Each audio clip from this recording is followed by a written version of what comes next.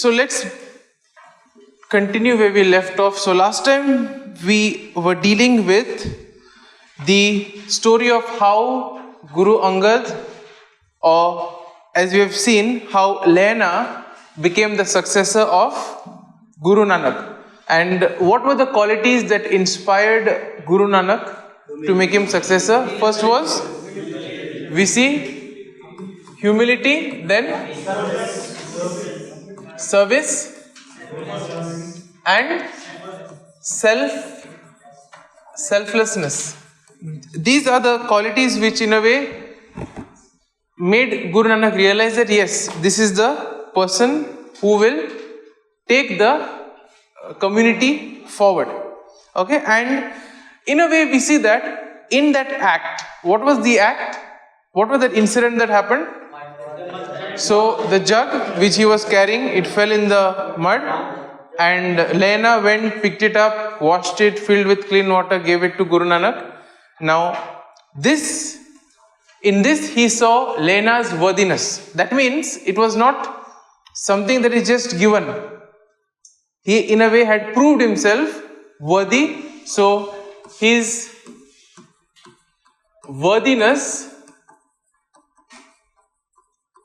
was proven by the act. Now the ceremony of succession, okay, was in a way very unique, very special. Why? Because first we see that Guru Nanak gave a nice speech. Okay, it is said to be a very stirring, emotional speech. Okay, and here he spoke about the responsibilities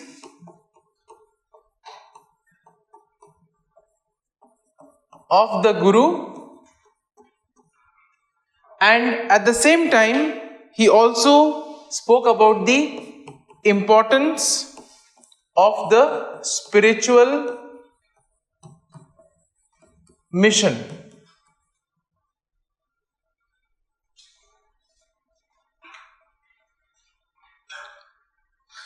So then he also went and did a nice symbolic act. So what he does is, he goes before Lehna and he places a coconut, okay, and 5 coins. Okay, so here we see that the 5 coins represent the 5 elements of the universe, and the coconut represented the universe. Now, why is this gesture important? This gesture was important because now Guru Nanak was trying to tell Lehna that after you become the successor, you are entrusted with the spiritual as well as temporal, that means the worldly responsibilities of the Sikh community.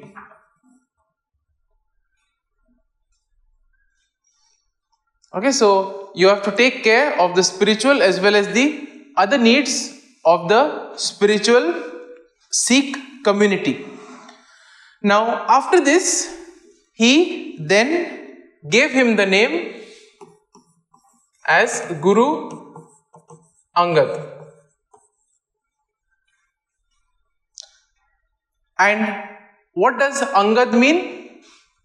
It refers to of my own limb or part of me.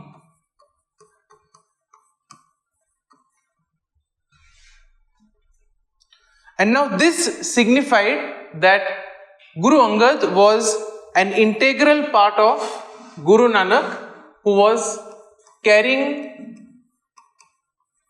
forward the mission.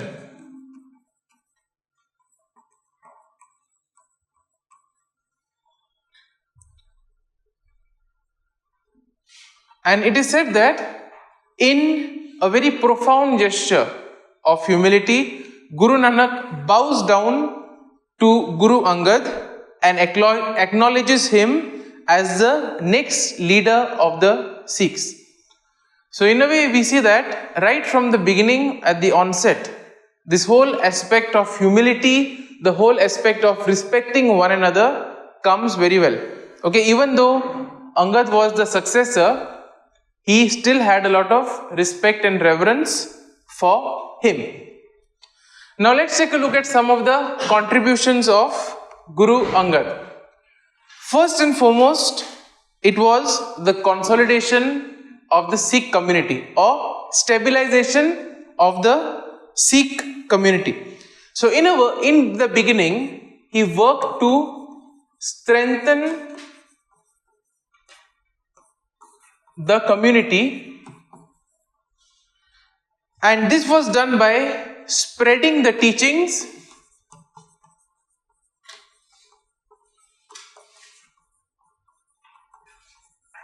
of Guru Nanak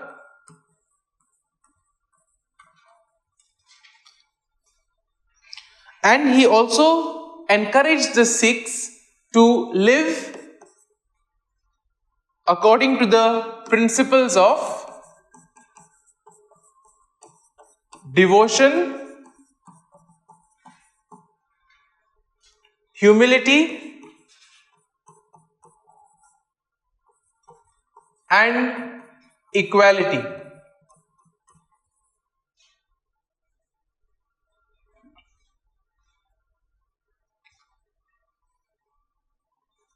And in a way, we see that he played a very important role to make sure that the people were united and they were in a way motivated to follow the teachings of Guru Nanak.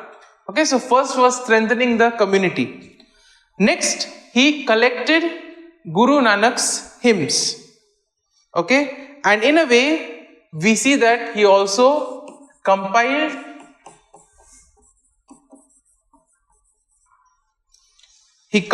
the hymns, and he also began the process of organizing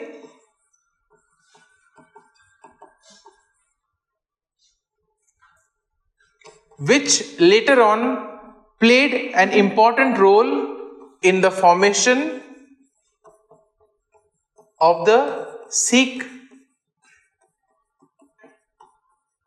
scripture. Okay, that is the Guru Granth Sahib. So he collected the hymns, he collected the works, the verses that were composed by Guru Nanak, put them together, and this later on would form the Guru Granth Sahib, that is the Sikh scripture. Another important aspect also is the Guru Mukti script. Okay, and this is considered as one of the most important contributions of Guru Angad. Now we see that Guru Mukhi in this way refers to from the mouth of the Guru. And this is said to be a script which he systematized for writing Punjabi. And therefore this script becomes a medium for writing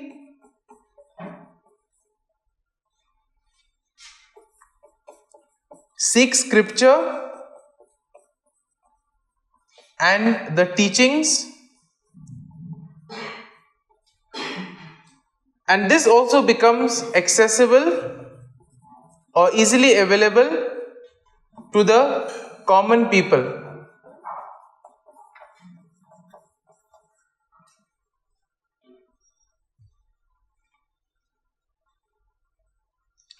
So by systematizing this script, in a way, as we have already spoken earlier, he made sure that the people understood the teachings in their own language. Okay, and in this way he was able to in a way consolidate or strengthen the Sikh identity.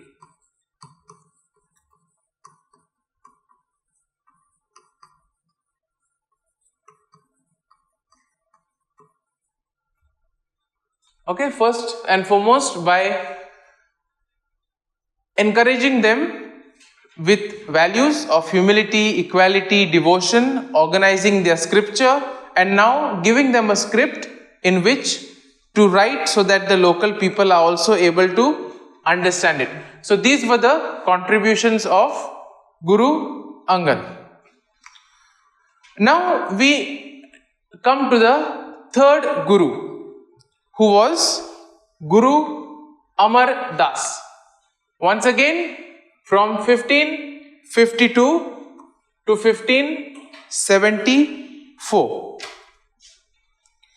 Now, during his leadership, we see that there was a lot of developments basically in terms of organization of the community, and at the same time, you also had spiritual practices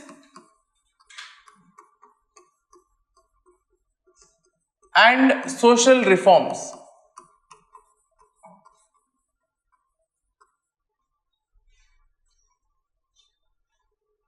So once again we see that during his time he strengthened the community. He in a way gave the spiritual strength to the community, and also he made sure that the people were living with those core values of equality, humility and community service. So one of the first important contributions of Guru Amar Das is the construction of a water tank with 84 steps. Okay, so in the sense, there would be a pool of water over here and you would have steps on either side. Okay, and this is supposed to have symbolized the numerous births and rebirths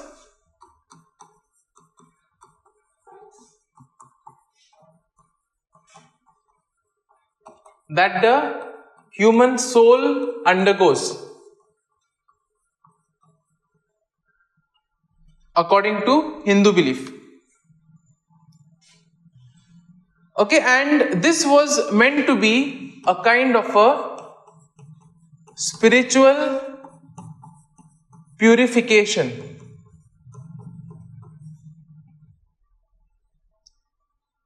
And symbolizing possibility of liberation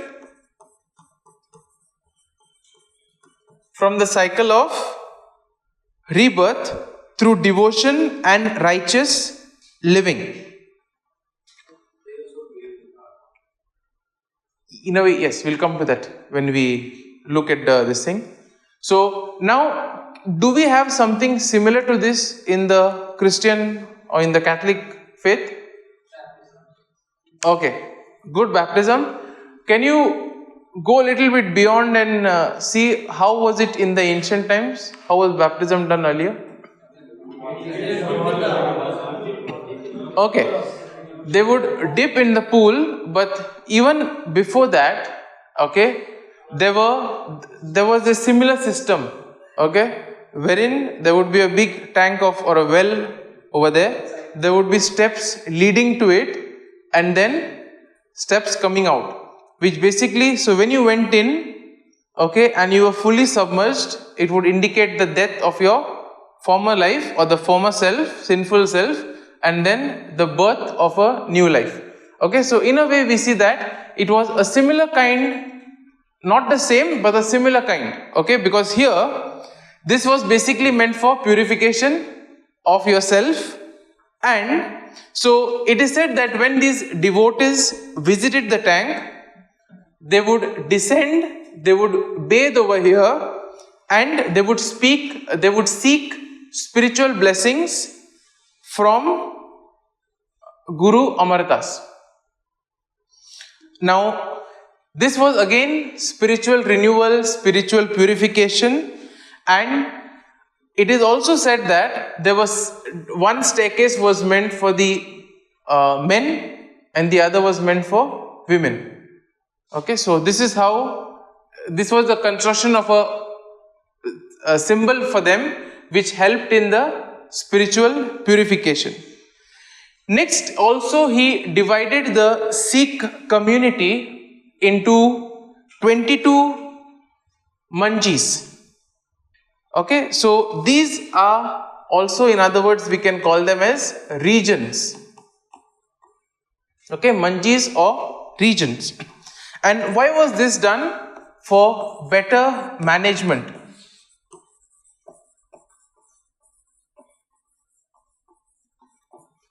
Because we see that as the community is beginning to grow, you need more structures in place, and it becomes difficult for one person to administer everything. So therefore, when you have division, in the sense when you have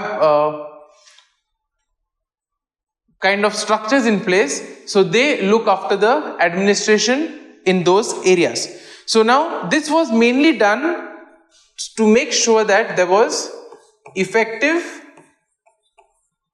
teaching of the values. So he wanted to make sure that the teachings are disseminated properly, so that the teachings go to the others. Now he himself may not be able to go everywhere, but as we have the disciples then going across, so a similar concept like this. So he divides the community into 22 regions. Now each region had a leader. Okay, and this leader was known as the Sangatiya.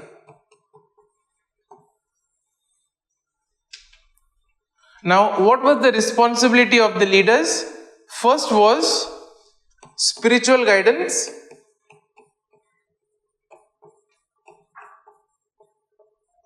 Just like you all do. Okay, spiritual guidance, and then they also had to guide the social life of the people to make sure that the people do not deviate. Because we see that slowly over the course of time, there is the possibility of the teachings in a way slowly becoming less and less. In the sense, we see that people slowly not following what they are supposed to do, and therefore you require somebody to make sure that the people are living in accordance with the teachings, and therefore this was the work of the leaders. Apart from this, they also had to spread the teachings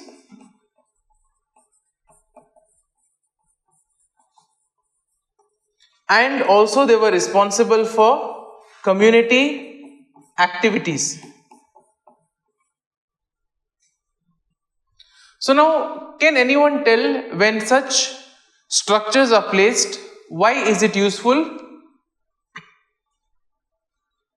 What is the use of kind of allocating structures or redistribution of work? What does it help? Okay, better functioning. Anything else? Okay, prolongation, that means whatever is there. So let's take for example here, we have the minister who gives the work through sub-bidal, right? Then sub-bidal will allot it to the living group leaders. Then living group leaders communicate to you all. So in a way we see that now the living group leader is responsible to sub-bidal, good. Sub-bidal responsible to minister. So in this way we see, when there are such structures or divisions, it makes sure that the work is done, right? Most of the times. So similarly here, we see that when you have these leaders who are working at the grassroots level, they in a way can form a bridge between the people and the Guru. And in this way, it is assured that, okay, they are following the activities, the teachings are spread, and other things are done.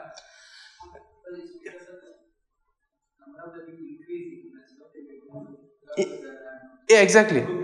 Group is increasing, so you require more people to reach out to them. So that also. Okay, so next we see that there were also certain other things. So now with this, it made sure that the teachings reach to a broader audience. That means more people come into this thing. As the community grows, more people are able to accept and follow the teachings of Sikhism. Okay, and it also helped them to maintain unity and consistency. Okay, so we'll stop with this for today. There are some more contributions done by him which we shall take a look tomorrow. Okay, so thank you.